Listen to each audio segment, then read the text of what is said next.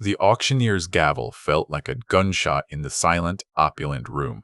Every eye was on the crimson-bound book resting on the velvet pedestal. My son Adrian was sweating, his face a mask of confusion and dawning horror. His wife Clarissa clutched his arm, her knuckles white. They thought this was their victory, the final nail in the coffin of the old man's sentimentality. They had no idea they were witnessing the public demolition of their own gilded lives, and I was the one holding the detonator. It all began 3 weeks ago, on a Tuesday that smelled of rain and decaying paper. Adrian and Clarissa appeared at the door of my apartment, their faces a carefully constructed mask of concern. They never visited my home, a rent-controlled haven overflowing with the literary ghosts of centuries, was an embarrassment to them. It was a dusty relic, much like its owner. Their presence felt like a violation, a jarring note of modern avarice in my symphony of aged leather and ink. They bypassed the tea I offered, their eyes scanning my library not with wonder, but with the cold calculation of property developers. Clarissa ran a manicured finger over a stack of 18th-century pamphlets, a faint sneer on her lips. They were here for a reason, and it wasn't to inquire about my health. The air crackled with unspoken demands, their polished shoes a stark contrast to the worn oriental rug my beloved Eleonora had chosen so many years ago. Her memory felt especially present then, a silent guardian. Adrian, ever the reluctant executioner, finally broke the silence. His voice, usually so confident, had a slight tremor. He spoke of investments, of a temporary setback, of unforeseen market volatility. The jargon was meaningless to me, a smokescreen for the real issue. I listened patiently, my hands resting on the worn arms of my reading chair. I had heard this song before, though never sung with such desperation. He needed money, a lot of it, and he had come to the one place he believed was an untapped resource. Clarissa, less patient, cut to the chase. Her voice was sharp, a shard of glass in the quiet sanctuary of my library. "We need you to sell, Julian," she said, gesturing dismissively at the walls lined with books. "All of this junk. And the apartment. It's time to be practical." Her words hung in the air, thick and poisonous. Junk. The word echoed in the space where Eleonora's laughter used to be. Each book was a memory, a journey, a piece of our shared history. To her, it was just clutter. Adrian chimed in, emboldened by his wife. "Dad, it's a gold mine. This location? We've had a developer look at the numbers. You could be sitting on a fortune they intended to bleed dry." They spoke of my life's work, my passion, as if it were a pile of stocks to be liquidated. Their profound ignorance was matched only by their supreme arrogance. They saw the books not as vessels of knowledge, but as obstacles. They couldn't see the forest for the trees, or in this case, the treasure for the books. I looked at my son, at the man he had become. The boy who used to sit on my lap, captivated by tales of chivalry and adventure, was gone. In his place stood a stranger, his eyes reflecting the cold, hard gleam of desperation. He and Clarissa had built a life on shaky foundations, a house of cards financed by risky tech ventures. Now, a strong wind was blowing, and they expected me to be their shield. They expected me to sacrifice my home and my heart to save them from their own folly. I felt a coldness spread through me, a calm that was far more dangerous than any rage. The memory of Eleonora was a whisper in my ear. She had been a historian, a woman who understood the true meaning of value. She would have seen this for what it was, a profound act of betrayal. She would have known that some things, like love and respect, are not for sale. Her spirit became my moral compass, guiding me away from the precipice of anger and towards a more creative solution. Instead of shouting, instead of arguing, I smiled. It was a serene, almost beatific smile that seemed to confuse them more than any outburst would have. I stood up, the old bones protesting, and walked towards the window overlooking the bustling city street. I looked out, but I wasn't seeing the traffic. I was seeing a chessboard, the pieces moving into place. A plan, intricate and beautiful, began to form in the quiet corners of my mind. A plan worthy of a man who had spent his life among the greatest stories ever told. "Very well," I said, my voice even and calm. An auction it is.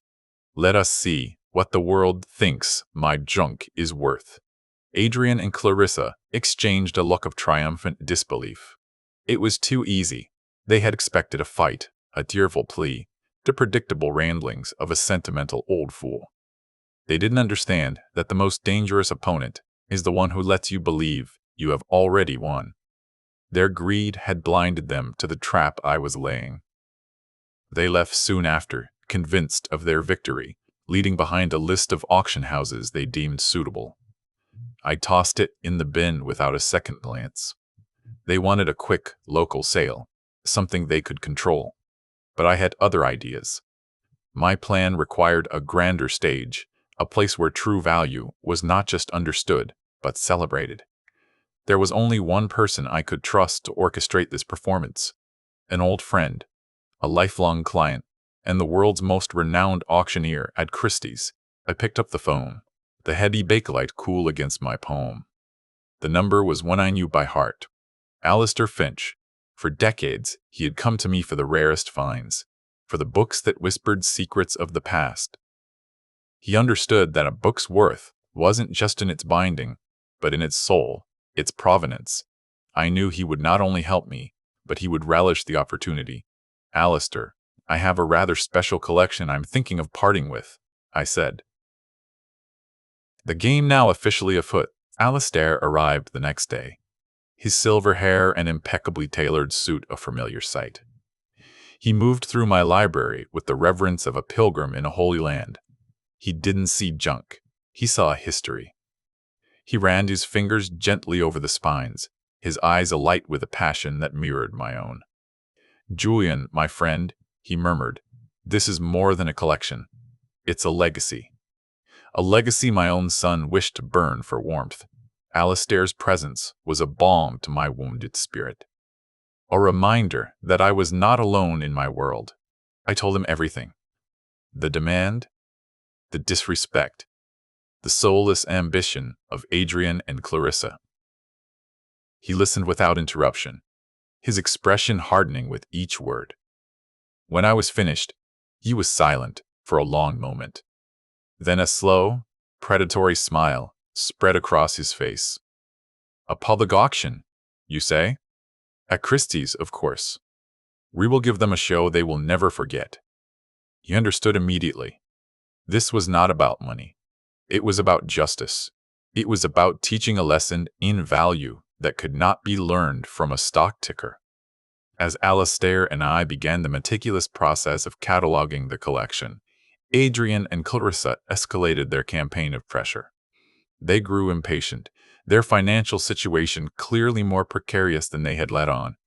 They wanted the money, and they wanted it now. Their calls became more frequent, their tone more demanding. They had mistaken my calm for capitulation, my silence for weakness. They were about to learn how gravely they had misjudged me. Then came the official notice. A stark white envelope slipped under my door. It was an eviction warning from the building's management company prompted by an anonymous complaint. The complaint cited my book collection as a severe fire hazard. It was a cowardly, vicious move designed to panic me, to force my hand. I could picture Clarissa on the phone, her voice dripping with false concern, as she painted a picture of a senile old man buried in a tinderbox of his own making. The threat, however, had the opposite effect. It solidified my resolve, turning what was a desire for justice into a burning necessity. They were just attacking my property. They were attacking my home, my sanctuary, the very heart of my life with Eleonora. They were trying to erase me. I placed the notice on my desk, a grim trophy of their cruelty. It would serve as a reminder of why this had to be done, and why it had to be devastating. Alistair handed the eviction threat with a single elegant phone call to his legal team. The complaint was dismissed as baseless harassment within 24 hours. He then accelerated the auction timeline, securing a prime date at Christie's. The buzz began to build in the exclusive world of rare book collectors. Whispers of the Julian Croft collection began to circulate. We let the mystery grow, hinting at magnificent treasures without revealing the crown jewel. My life's experience as an antique bookseller was now my greatest weapon. I knew the collectors, The institutions, the eccentric billionaires who would crawl over each other for a chance at what I possessed. I helped Alistair craft the auction catalog, weaving stories around each volume, giving them a life, a history that would make them irresistible. We were not just selling books, we were selling romance, intrigue, and a piece of immortality. Adrian and Clarissa saw only paper. We were selling magic. In the weeks leading up to the auction, I played the part of the defeated old man perfectly.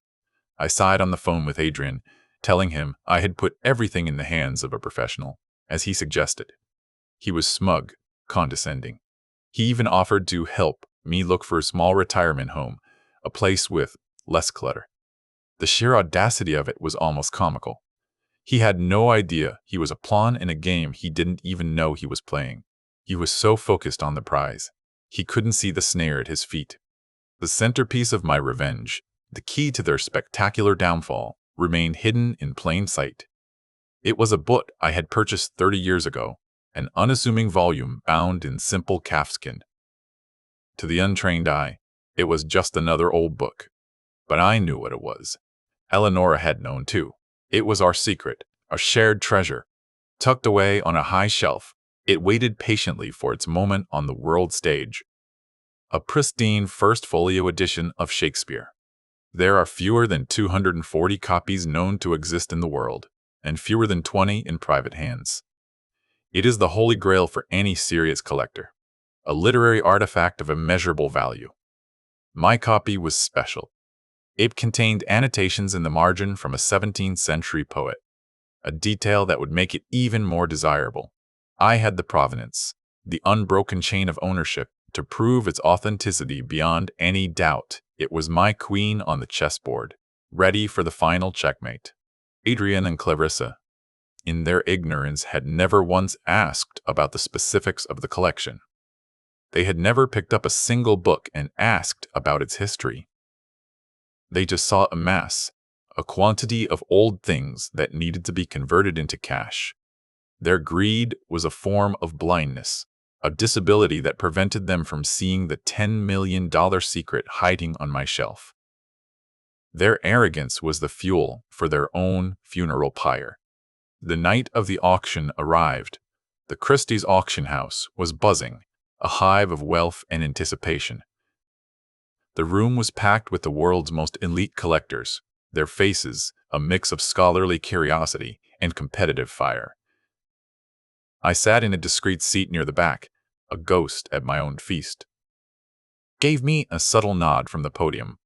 Adrian and Clarissa were in the front row, preening, accepting congratulations from people they thought were their peers. They looked like victors. The auction began. Alistair was a maestro, conducting the bidding with flair and precision. The first lots, a collection of early scientific treatises, went for triple their estimates. Adrian looked pleased, calculating his windfall.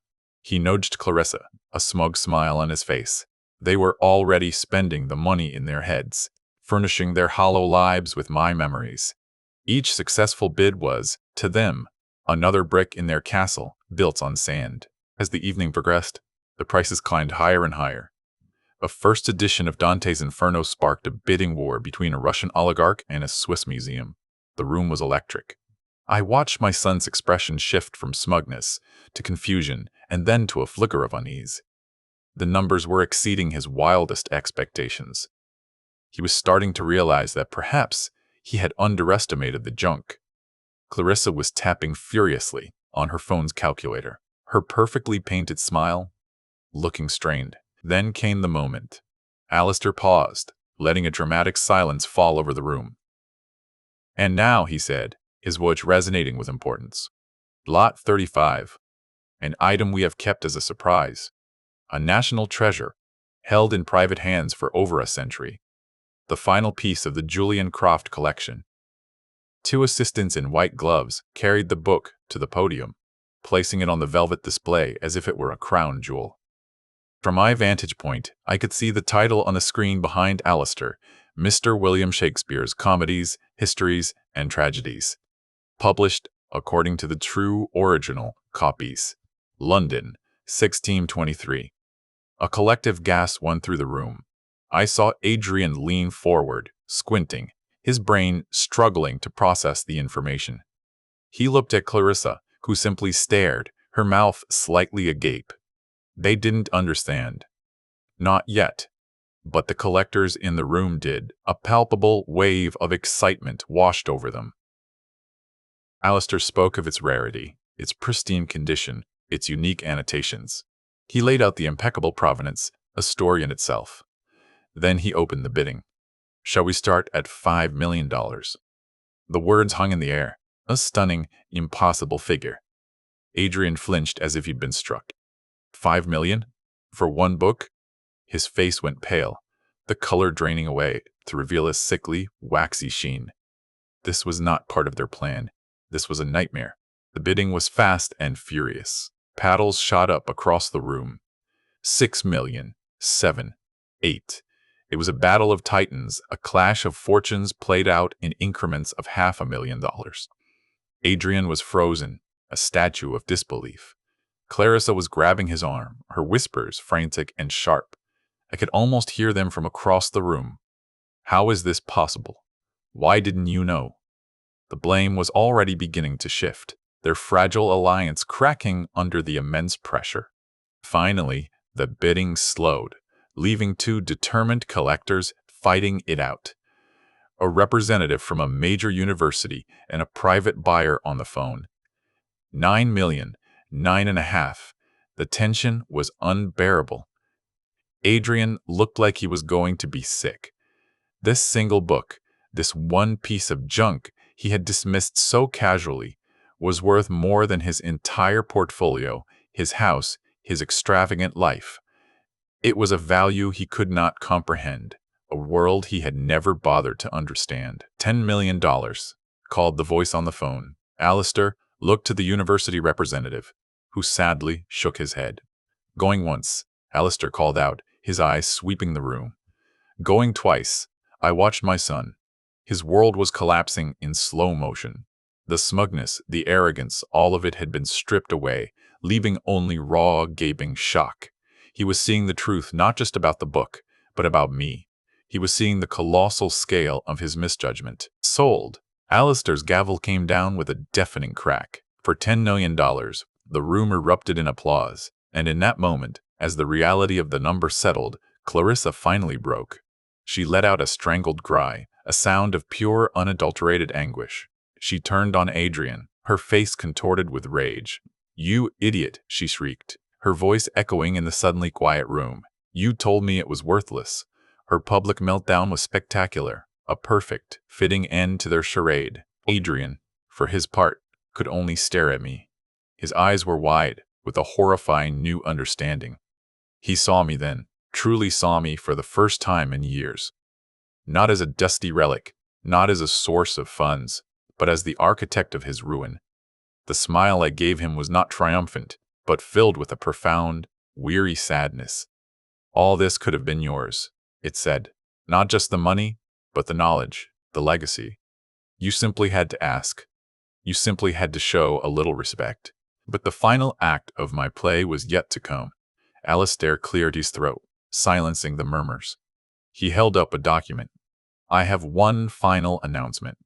Mr. Croft has instructed that the entire proceeds from tonight's auction, totaling over $15 million, are to be placed directly into a charitable trust established in the name of his late wife, the historian Eleanora Croft.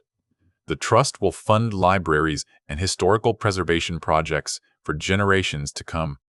The shockwave from Alistair's announcement about the trust was absolute.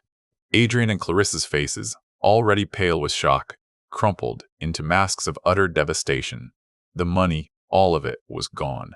It had never been theirs. It was a mirage that had led them over a cliff. The whispers in the room turned to open stares, a mixture of pity and morbid fascination. Their social circle, the very people they sought to impress, were now witnesses to their ultimate public humiliation, a fall from a height that only existed in their minds. Clarissa's rage finally boiled over, no longer directed at just Adrian, but at the world. "It's not fair," she screamed, her voice cracking. "That money is ours. He's our father. The raw, ugly entitlement in her voice silenced the room completely. Security guards began to move discreetly in her direction. Adrian just stood there, vacant, the lights of the auction house reflecting in his empty eyes. He was a man who had just watched his future, a future he felt entitled to, evaporate into thin air before his very eyes. As they were quietly but firmly escorted from the premises, a scene of utter social ruin, I felt nothing. No glee, no triumph, just a quiet, profound sense of closure. My revenge had not been a fiery explosion of passion, but a cold, precise demolition. I had not destroyed them. I had simply held up a mirror and allowed their own greed and arrogance to do the work.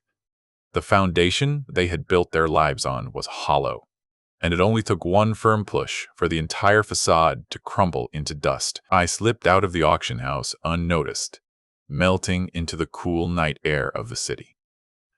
I didn't wait for congratulations or condolences. The evening had been a performance, and my part was now played. Walking home under the streetlights, I felt Eleanora's presence beside me more strongly than ever. I imagined her gentle smile, her nod of approval. We had protected our legacy. We had shown them that true value is not something that can be liquidated or leveraged. It is something that endures. The news of the auction and the creation of the Eleanora Croft Trust traveled fast. It was in the society pages, the financial news, even some academic journals. But more importantly, the news reached Adrian and Clarissa's creditors. The wolves, who had been held at bay by the promise of a massive inheritance, were now circling. The tech investment, as I had suspected, had been a house of cards, and it collapsed just days after their public humiliation. Their fall was swift and brutal. The lavish house was repossessed, the luxury cars towed away. The fair-weather friends they had cultivated vanished overnight, eager to distance themselves from the stench of failure. They were left with nothing but mountains of debt and the bitter taste of their own avarice. They had demanded I sell my home to save theirs, and in the end they had lost everything, while my true home, my legacy, was more secure than ever. I never heard from them directly again. There were, I was told, some desperate, angry calls to Alastair's office, threats of lawsuits that their high-priced lawyers, now unpaid, refused to pursue. They had no legal claim to the proceeds of my property. They had simply assumed, with the supreme arrogance of the entitled, that it was theirs by right. It was a lesson in humility they were now learning in the harshest way imaginable, alone and abandoned. With the auctions settled and the trust established, I turned to my own future. While the book money was Eleanor's legacy, I had my own savings, carefully accrued over a lifetime of prudent living. The sale of my rent-controlled apartment, a separate transaction I had quietly arranged, provided more than enough capital for my final chapter. I had no desire to stay in the city, a place now tainted by the memory of that final, ugly confrontation. I found a place in the country, a small stone estate nestled in rolling hills, a landscape that looked as though it had been pulled from the pages of a Thomas Hardy novel.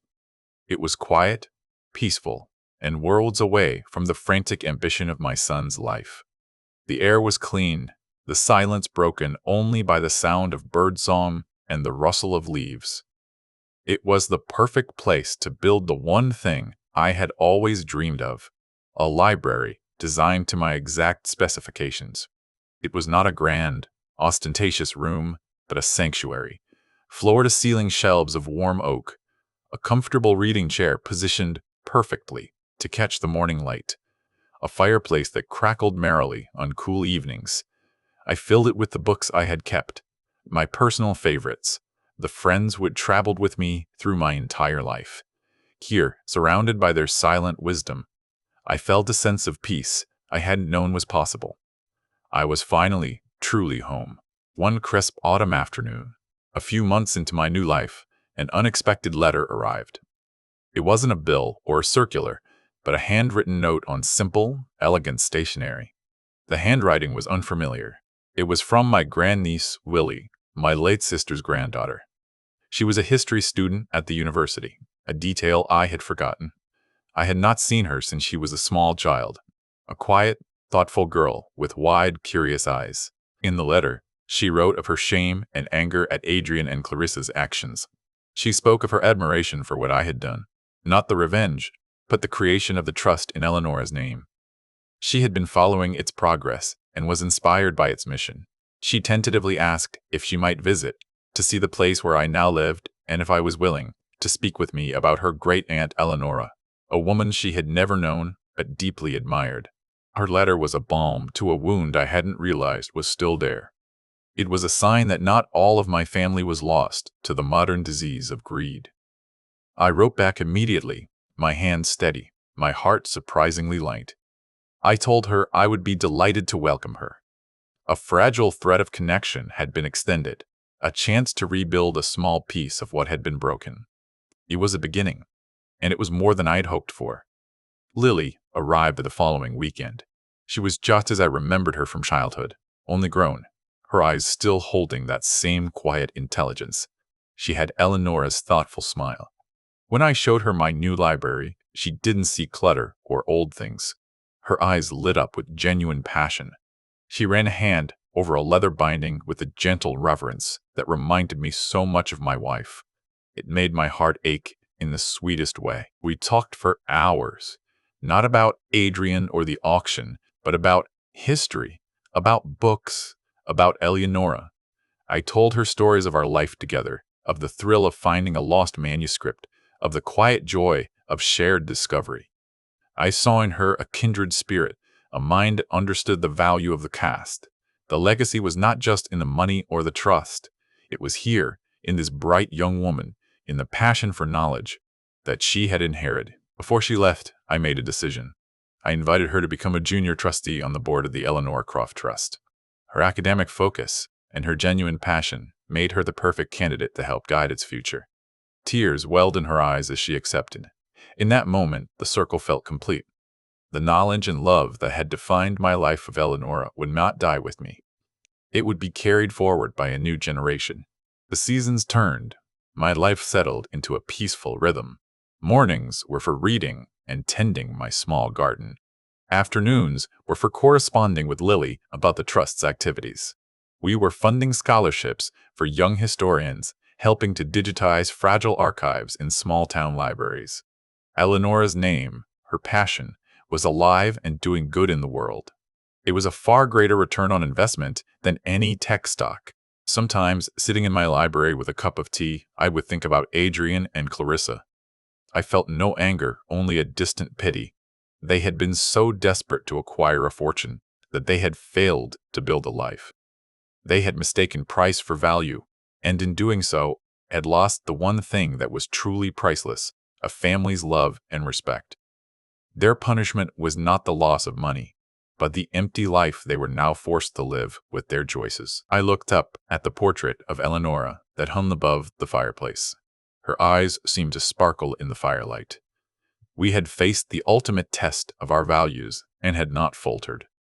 We had protected the sanctity of our shared life and turned an act of profound disrespect into a force for good. Justice, I realized, was not about evening a score. It was about restoring balance, about ensuring that what is good and true ultimately endures. The late afternoon sun streamed through the window, illuminating the dust motes dancing in the air, each one a tiny, fleeting star in the quiet galaxy of my library. I had vindication, yes, but I had something far greater. I had peace. My son had demanded I sacrifice my past to finance his future.